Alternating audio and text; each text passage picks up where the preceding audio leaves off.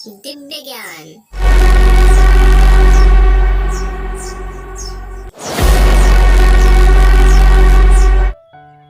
ज्ञान की देवी माँ सरस्वती ने इस राक्षस को क्यों दिलाया श्राप? यह उस समय की बात है जब रावण, विभीषण और कुंभकर्ण तीनों भाई जीवित थे। इन तीनों ने कठोर तपस्या की और ब्रह्मदेव को प्रसन्न कर दिया।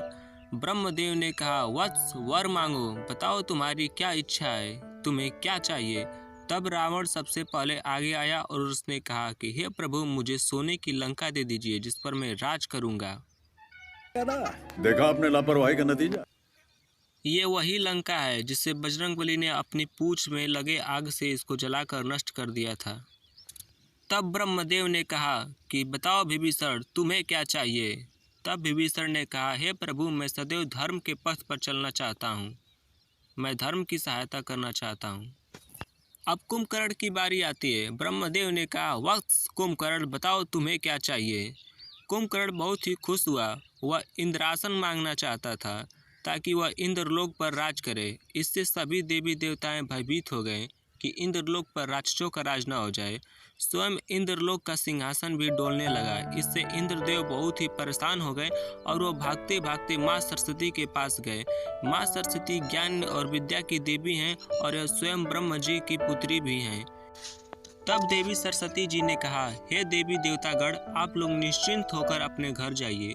कुंभकर्ण जैसे ही वरदान मांगने के लिए कुछ बोला, देवी सरस्वती इनके जीभ पर बैठ गई और इंद्रासन की जगह निद्रासन बुलवा दिया। तब ब्रह्मदेव ने विलंब न करते हुए तुरंत तथास्तु बोल दिया। अपना दिया हुआ वचन वापस नहीं ले सकते थे। इससे तीनों भाई बहुत ही दुखी हुए और उन्होंने कहा, हे प्रभु, दया कीजिए। तब ब्रह्मदेव ने कहा, इसने कठोर तपस्या की है, इसलिए 6 माह के अंदर एक दिन के लिए उठेगा और फिर खाना खाकर सो जाएगा। अब कुंभकर्ण 6 महीने में केवल एक दिन के लिए उठता था। इसे उस समय उठाया गया जब रावण का श्री राम जी से युद्ध हो रहा था।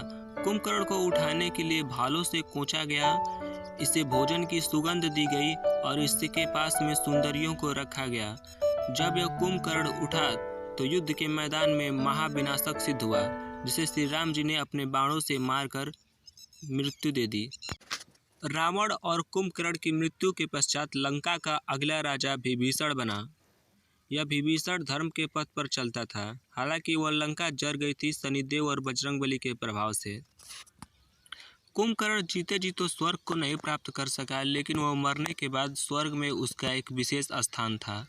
उसे एक विशेष दर्जा दिया गया क्योंकि उसे भगवान के हाथों मृत्यु मिली थी।